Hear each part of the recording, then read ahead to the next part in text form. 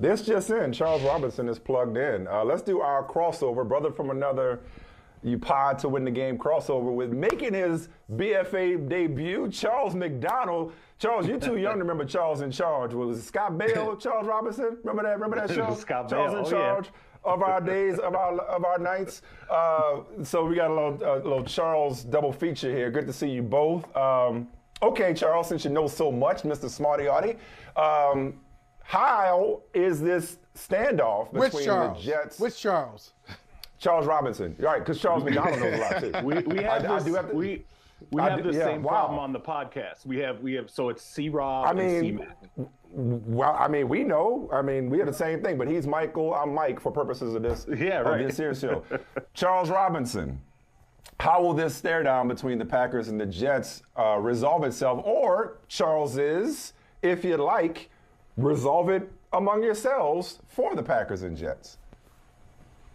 I mean, the Packers are going to cave eventually. It's just whether or not the Jets are willing to be patient in this whole process. I think what you're going to end up seeing is, my guess is it'll be probably 2 picks that will be offered, and one of them will have the ability to, one or both will have the ability to graduate based on either performance, Super Bowl, appearance, or the number of years that Rodgers plays. So I could see, a pick in the 2023 draft, and then ultimately a pick in the 2024 draft. The pick in the 2024 draft being based in, what the 2023 performance is. But it won't be. I think the only shot here for this to be like a first round included in this package is ultimately if there's some kind of escalator that's tied to either, AFC title game, Super Bowl appearance, that kind of situation.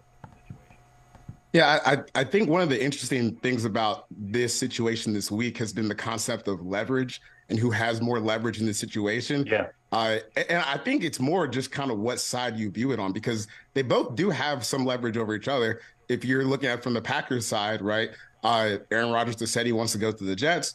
The Jets have proclaimed that they want Aaron Rodgers, but the Packers still have Aaron Rodgers. So that's their leverage.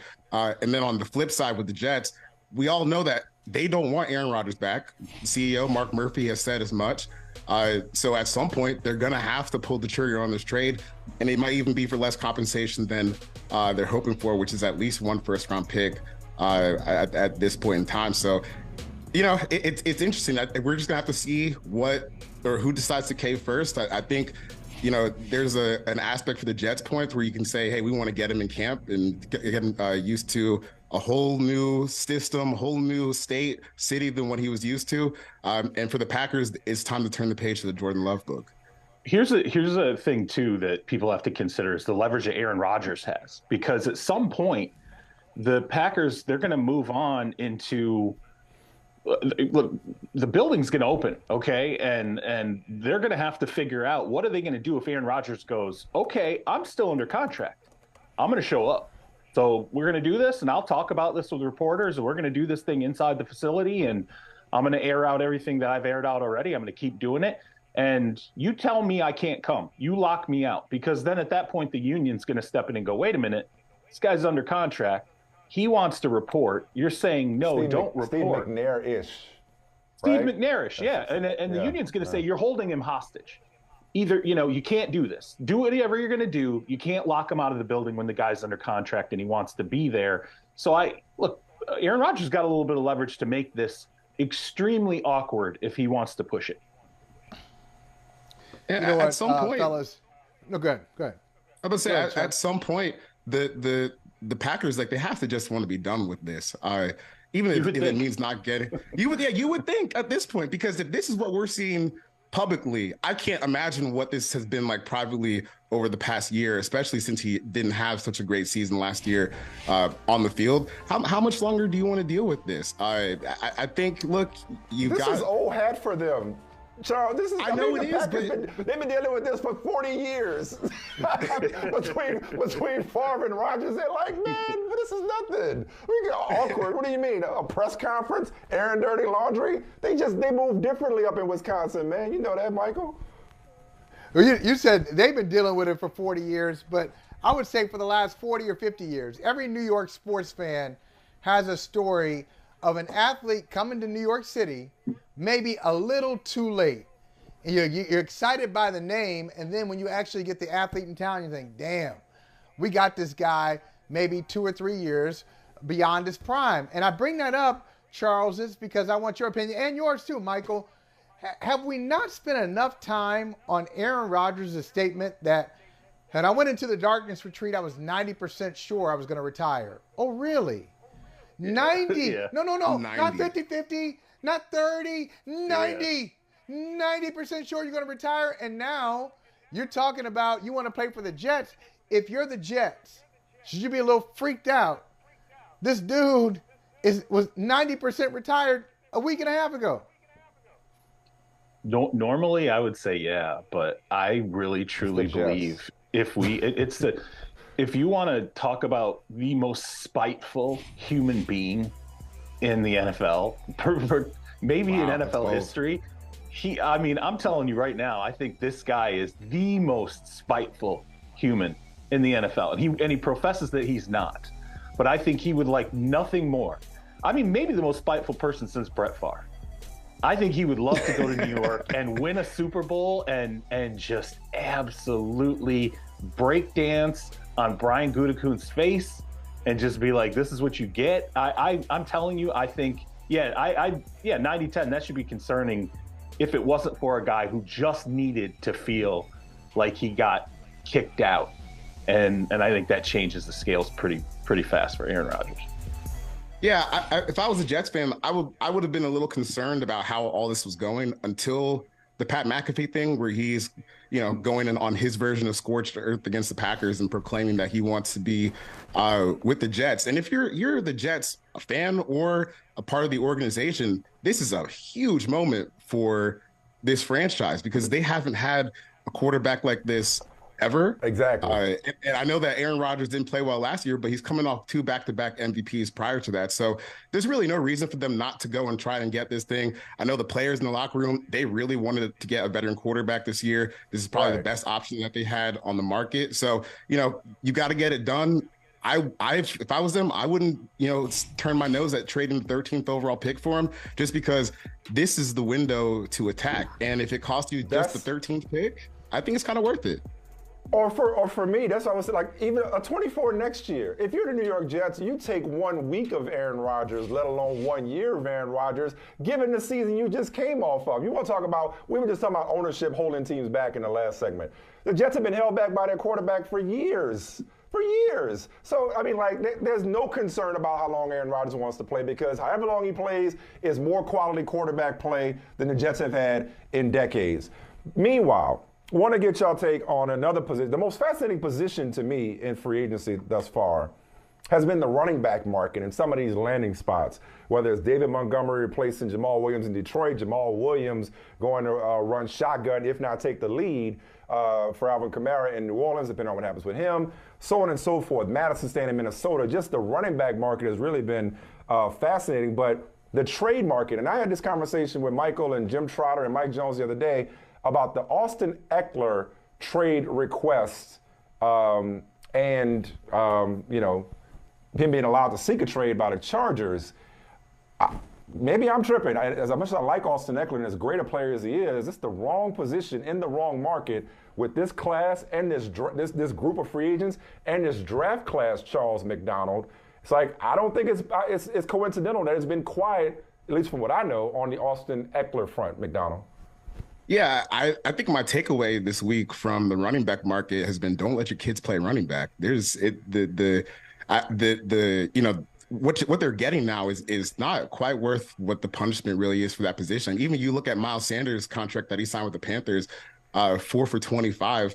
He's one of the best, right? He's one of the best running backs in the league, and these guys, they just aren't getting paid like that unless you're at the top, very, very top of the position. So, I think when you look at the Austin Ekeler stuff, I think he's a good player, but I think it's also a real question, like, is he someone that you really need to trade like a first-round pick for or a second-round pick for, and not just that, but also give him the contract that he's looking for on top of that? Because I understand why Austin is doing this. He's getting closer and closer towards 30 years old. We know that that's kind of a tough spot to play as a running back. So if the Chargers aren't going to pay him, then it's time for him to go try and figure that out somewhere else. But at the same time, that's kind of a tough risk for teams to make. And also an unnecessary one when you look at how easy it is to find these guys and how the market has just completely fallen off a cliff for where these running backs are getting paid. Well, and the appetite, too, when you look at it, is really only – it's teams that feel like they are adding the piece to get them to a Super Bowl. That's how the McCaffrey trade to San Francisco came together last year, was when they sat there and they contemplated the assets they were surrendering there. There were two things. They said, number one, he does everything. We can literally have the guy throw the ball at times. He's running it. He's catching it. He is a willing blocker, although we don't want him doing that kind of thing. So basically, we're trading for a Marshall Faulk type. We're trading for a LaDainian Tomlinson type. And we're doing it to win the Super Bowl right now. Well, how many teams are sitting there right now in this market going, well, we want to win the Super Bowl right now, and the running back is the one thing that is sort of standing in our way right now. Buffalo, I mean, your market is it's insanely small when you're a running back of that level, even when you're Christian McCaffrey. So it's just, it's a brutal position. Charles is right. I mean, I would. Those your kids to play another receiver, man. Yeah, something. Want to hit two guys that are I guess kind of sort of linked. They were coworkers at one point. Charles Robinson, is there an actual market for Odell Beckham? Because I'm reading about teams' interest in him, or is he just running a hell of a PR campaign? Not at $20 million. You ain't paying him $20 million APY, okay? Like, let's start here. There wasn't a market for Odell at $20 million APY at the end of last season, how come no one's talking about the fact that he tried to straight up get a deal done last year down the stretch, saying, well, I'll be there. He's literally telling Cowboys players, I'll be there for the playoffs. He's telling, front office of the Cowboys, Jerry Jones, I'm going to be there for the playoffs. He wasn't going to be there for the playoffs, which we should know now because it took him so long to get ready just for this free agency window, okay? So no one was going to give him the money then. He's 30. Teams are sitting there staring at it and going, his best football was 2 knee injuries ago, way deep in the rearview mirror. Could he come in and do what he did with the Rams, which was be an insane red zone weapon? Yeah, probably, but how long will that last? And what is that really worth? It's not worth $20 million a season. Get it down to 12, 13, he's got a market. Charles McDonald, on the flip side, this is our first time talking about this. Michael and I talk about this guy all the time, and Michael got a thing for him. Bring it on. Yeah. Is the 4th time a charm for Baker Mayfield? I'm low-key intrigued by the potential of Baker in Tampa if he beats out Kyle Trask, that is, So okay, first off, I don't even think this is a real quarterback competition. They didn't even let Kyle Trask start over Blaine Gabbert to be Tom Brady's backup. Right. So if he can't beat out Kyle Trask, it's over. It's super duper over. But what are you talking about? What's exciting here? Their offensive line is terrible, and they don't even have a running back right now. Wait, I want to hear Michael. They got a running back. Cape up for your boy. Cape up for your boy. I am going to cape up for him. I think next month is National Poetry Month. I'm going to quote the poet Geno Smith. My critics wrote me off, but I ain't right back though. Listen. And we still can get, if Geno can be comeback player of the year after 10 years. Wait a minute. But Baker Mayfield has better arm, better athlete, better arm in arguably worse organizations than even the Cleveland Browns. Cleveland? Cleveland? Not many worse organizations than the Cleveland Browns. The Jets back then? Dude, he got knocked down and lost his job. They're right there. I'm going to say this.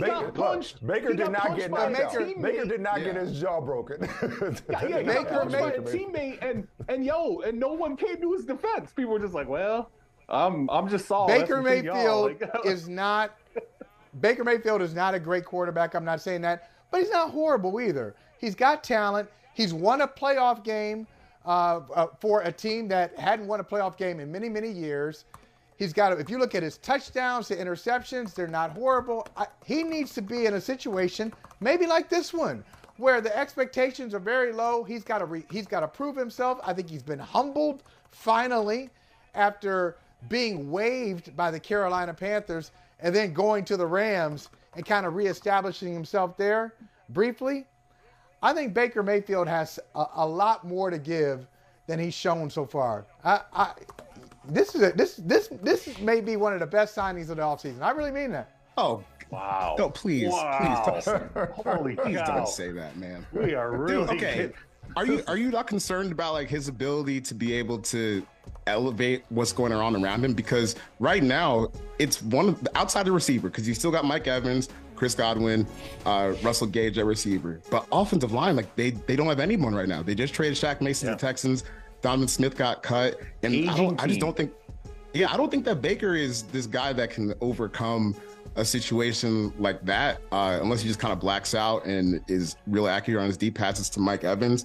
To me, this just kind of feels like a little stopgap. We're vibing for a year. We got the Super Bowl from the Tom Brady era, and now we just kind of got to eat this for a season before we get back to it. Yeah, that's unfair though. But Charles, isn't it unfair? Use the word McDonald. Use the word elevate. All right, last year they had the greatest quarterback of all time leading them. They barely won the worst division in football. And in the playoff game, it was clear that Tom Brady didn't want to get hit anymore. So Tom Brady couldn't even elevate the Tampa Bay Buccaneers last year. So you're making our case for us. So I'm not, but no, the case. But if the case is, if Tom Brady can't elevate a team, then why are we holding everybody else to that standard? What I'm saying is that Baker Mayfield is a good quarterback. He's a good quarterback. He's described like he's trash. He's not a good quarterback. He's not trash. He's not trash, but he's not a good quarterback. I'm saying he has to elevate because he's joining a bad team right now. And I don't think that he's someone that can overcome something like that. Yeah, I think Charles is right. The skill positions have started to decline.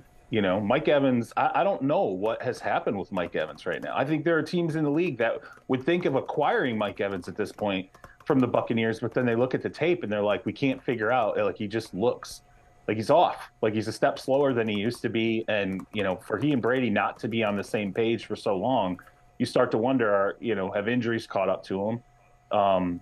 I think that the rest of the skill position players are, again, it's not necessarily an elevatable team, and I guess I wouldn't necessarily kill Baker for that, but I think Charles McDonald's right. He's in a position where he needs to be able to do that to show people, I am this quarterback that you thought I was as a rookie, and then in year 3. Here's the problem with Baker. It's been like this his whole career, right? Except the last couple of years, it's been like this, and all these teams have given him an opportunity. He's had a couple teams in a row give him an opportunity and go, nope. It's not there. Well, I will say this: like it is a bad situation or declining situation. He's not gonna go to a good situation, because if it was a good situation, they probably it'd be the New York Jets or somebody looking for Aaron Rodgers. They could do better than Baker Mayfield. Along those lines, though, I would also say I've shit on Baker Mayfield as much as anybody. Michael knows this, but he showed me a lot the way he handled the Rams situation last year. I know it was one game, and he had another good game against Denver, but getting off the plane, beating the Raiders the way he did, I think there's an what. But what were some? No, I was going to say. Okay, listen. No, it's not. Hey, Michael. I'm not saying he could handle it. No, when I say handle it, I'm not. No, when I say handle it, I'm saying come into an organization on a Tuesday and win a game for a in Thursday prime time night on game. A Thursday. Yes. I'm just saying he just showed me there was more to him than even I thought. I know he beat the Raiders. Okay, what was the coverage? What was the coverage called? Listen, I'm not going to be a better player. Fine. He sucks. This is the last thing I'll say. You win. He sucks. Yeah, last thing, because we got to move on. Here's the last thing I'll say on this. The Super Bowl's in Vegas, right? Yes. Coming up, next Super Bowl's in Vegas. Yeah. I'll see y'all at awards night when he's the most improved player in the league. Yeah. I'll see y'all then. Okay, that's all. Comeback player of the year, Baker Mayfield.